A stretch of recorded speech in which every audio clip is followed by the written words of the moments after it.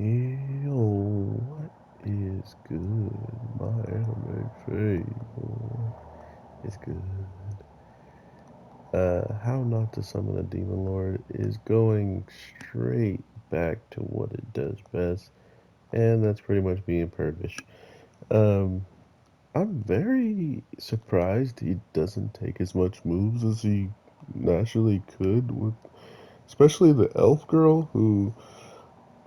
Funny enough, I don't think she intentionally is doing this stuff, trying to be like, uh, you know, overzealous, I guess you can say. Like, she's not, she's doing some pretty crazy stuff, like the bathing together and whatnot at the end of the episode. And, she wanted to sunbathe naked or whatever, but she's never like actually just full blown gone in as much as she has towards the end of the season of like saying what she wants and whatnot. So I think it's pretty cool in the grand scheme of how naive all the characters are. And sure, Diablos knows that he's in a position to, have things happen if he really wanted to.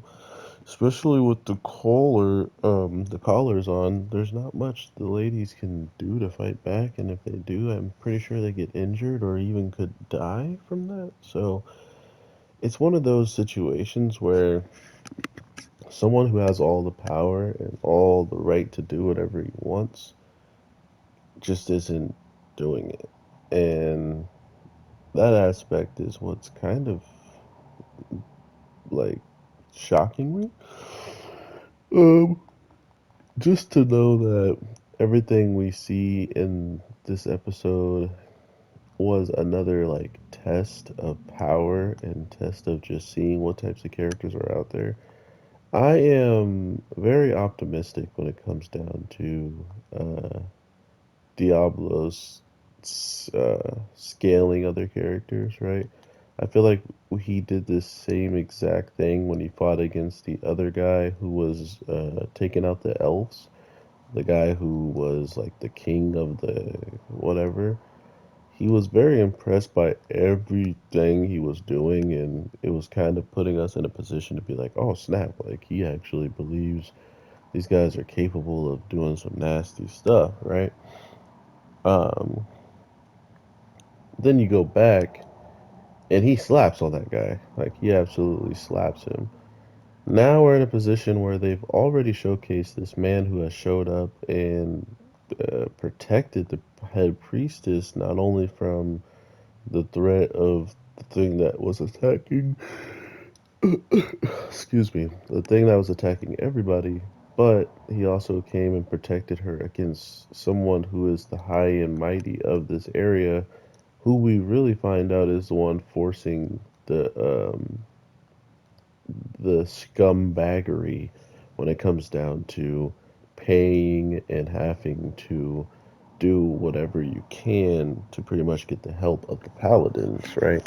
And making the other characters that we see uh, taking advantage of it being a scum, right? Like, we see the guy who literally had the same animation used twice for when he gets knocked away get beat up by just both Diablos and the guy on the horse. So it's pretty obvious that all three of them are on some type of fighting field, but the way Diablos is handling it, he already is giving us a feeling that he's under them, right? He gave us his exact level, which was 150, and he was super impressed by a move that's at 130, right? So that's the type of stuff he is really capable of doing when I think the show just needs to have other characters to back up on and showcase that they have just as much power, if not more, than Diablo. And by giving us that, it's almost saying that, hey, there should be a true threat out there for him. And if you think he's just going to get out scot free, you're wrong because there's a person with a move 20 levels lower than him, which could mean it's not even as powerful as attack. And it could mean that um, getting hit by said attack and then more, Diabolos would pretty much die. So I'm very interested to see how they're going to use these characters. Are they going to be the actual threats to him?